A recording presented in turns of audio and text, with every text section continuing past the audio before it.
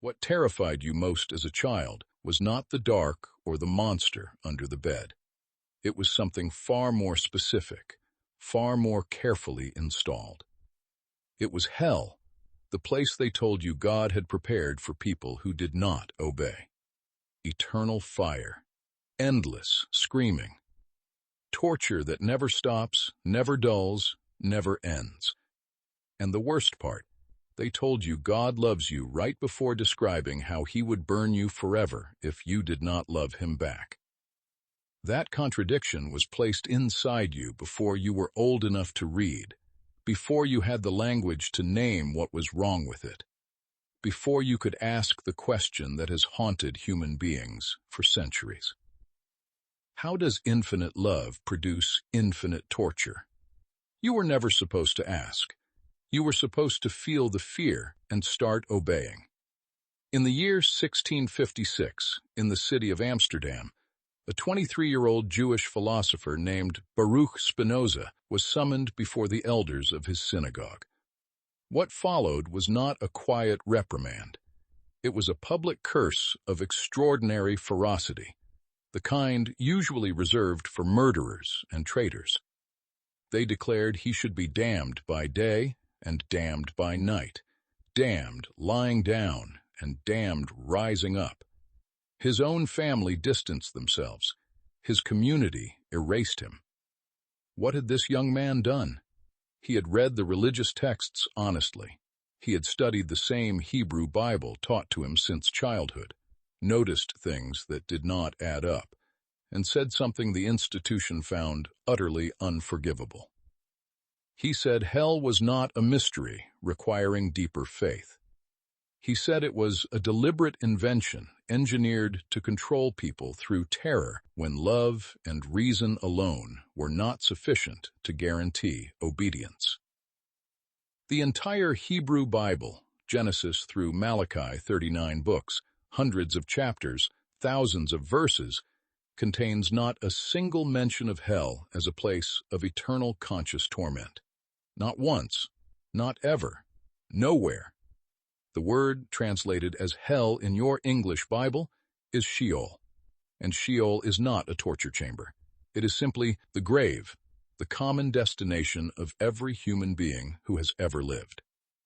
Good people and bad people, kings and slaves, prophets and murderers, everyone. Abraham goes to Sheol.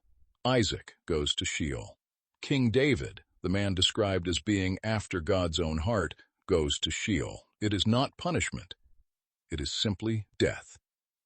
So here is the question they have spent centuries hoping you would never think to ask. If hell is the single most important reality to avoid, why did God fail to mention it for 3,000 years? Hell was imported. Scholars of religious history have traced the concept with considerable precision.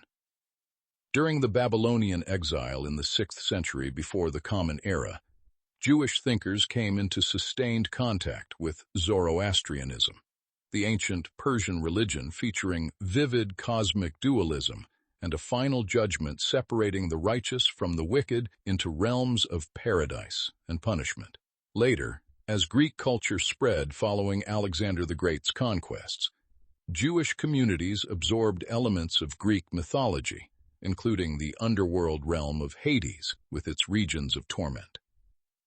These borrowed concepts were then woven into Christian theology, retroactively projected back onto the older Hebrew scriptures through mistranslation and creative interpretation, creating the illusion that hell had been there all along. It had not. It was grafted on.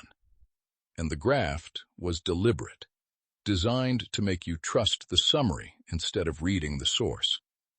You were taught that hell is reserved for the truly irredeemably evil, murderers and tyrants who chose darkness deliberately. That framing makes a certain moral sense, but that is not the hell described in the Gospels. According to Matthew chapter 25, the final judgment separates humanity into sheep and goats. The goats are condemned not for murder, not for genocide, not for any act of deliberate cruelty. They failed to feed the hungry. They did not give water to the thirsty. They did not welcome strangers or clothe the naked. That is the entirety of their crime, passive failure, a sin of omission. And for that passive failure, they received the same punishment prepared for Satan himself. Eternal fire, no distinction, no gradation, no mercy. Failing to visit enough hospitals does not genuinely deserve the same infinite punishment as orchestrating a genocide. The doctrine does not flinch at that question. It simply demands you accept the answer without examining it. Hell is eternal, infinite duration, endless suffering with no parole, no escape, no conclusion. God, meanwhile, is perfectly just, divine justice being one of the foundational claims of the entire theological system. And justice, by every definition humans have ever constructed, means the punishment fits the crime. You do not execute someone for jaywalking. The severity of punishment must bear a proportional relationship to the severity of the offense. So here is the equation they hope you never actually calculate. A person sins for perhaps 70 or 80 years, a finite lifespan, a limited accumulation of finite offenses. For those finite sins, they receive infinite punishment. Not a punishment 1,000,000 times longer than their sins, infinitely longer. Spinoza stated it with the precision it deserves. Infinite punishment for finite sin is infinitely unjust. And an infinitely unjust God is not God at all.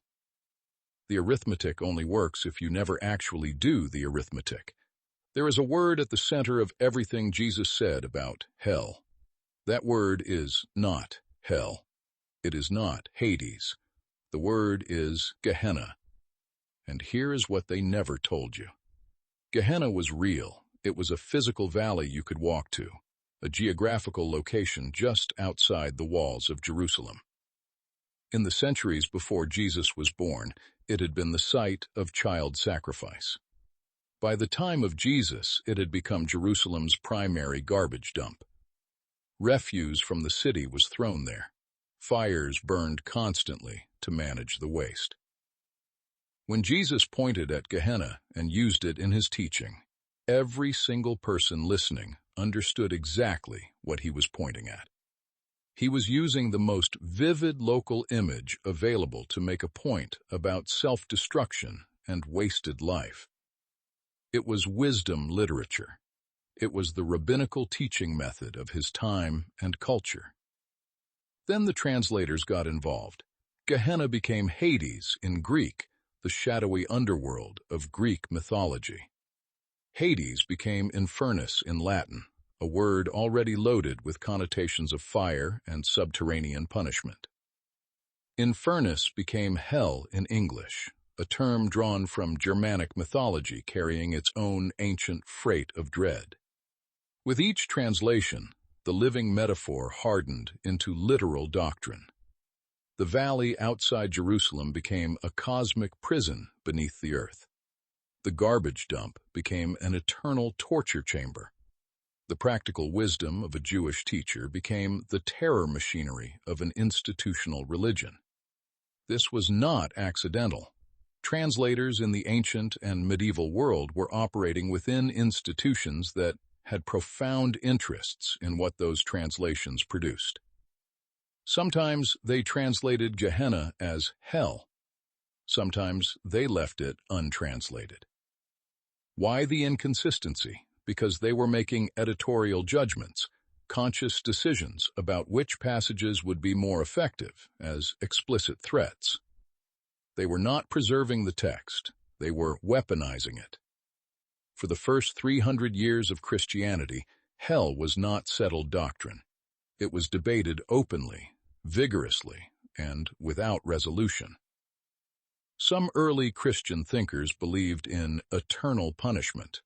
Others, including Origen of Alexandria, one of the most influential theologians of the early church, believed in universal reconciliation. the idea that God would ultimately restore all souls to himself. Others believed in annihilationism, that the wicked would simply cease to exist rather than suffer forever. These were not fringe positions. They were mainstream theological options discussed by serious scholars across the early Christian world. Then, in the 4th century, everything changed. Christianity became the official religion of the Roman Empire. The Church gained political power on a scale it had never previously possessed. And suddenly, the theological debate about hell closed with remarkable speed. Eternal conscious torment became official doctrine. The other positions were declared heretical, and the Church's power to excommunicate became the most powerful political weapon in the ancient world.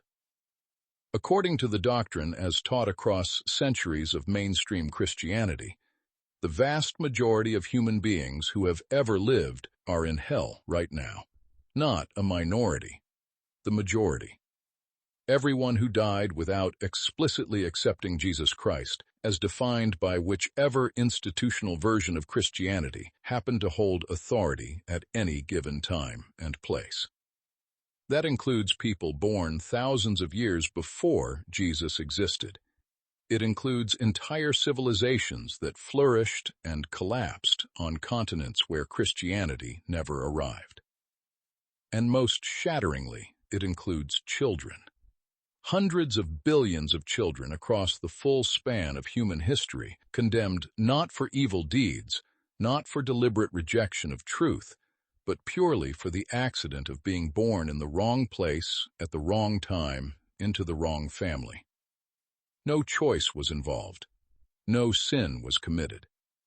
Geography determined their eternal destiny. And the God who supposedly designed this system knew it would happen before he created a single one of them. Consider the present moment alone. There are approximately 8 billion people alive on Earth right now. Christianity, in all its forms, combined claims roughly 2.4 billion adherents. That leaves 5.6 billion people currently living who do not accept Jesus as defined by Christian doctrine. According to hell doctrine, every single one of those 5.6 billion people is destined for eternal torment when they die. Not because they are evil, not because they chose cruelty over compassion, but because they were born into families and cultures where a different understanding of the divine was passed down. Add to those 5.6 billion every human being who lived before Christianity existed, the full span of human prehistory, the great civilizations of Mesopotamia, Egypt, China, India, the Americas, all of Africa, and the number of people hell doctrine condemns stretches into the hundreds of billions. That is not a picture of a loving God rescuing his creation. That is a picture of a God who created an almost universally fatal system and called it salvation. The 7th lie is the most elegant of all. It was specifically designed to make examination itself feel dangerous. Here is how it works. If you believe in hell without question, you are faithful and safe. If you begin to doubt hell, that doubt is not treated as a reasonable intellectual response to a contradictory doctrine. It is treated as evidence. Evidence that the devil has gotten hold of your mind. Evidence that your heart is hardening against God. Evidence that you are already drifting toward the very destination you are doubting. Your doubt, in other words, proves the thing you are doubting. The trap is perfectly closed. Believe and obey, and you stay inside the system, dependent on the system, useful to the system. Doubt and question, and you have just demonstrated that hell is real, and you are heading there, which means the only rational response to your doubt is to suppress it immediately and recommit to the system that just frightened you back into compliance. Think about how this was installed in you, personally, You were a child, perhaps 7 years old, perhaps 9, perhaps younger. A question arose in your mind, the natural, healthy, intelligent kind of question that children ask when something does not make sense to them. Maybe you wondered how a loving God could burn people forever.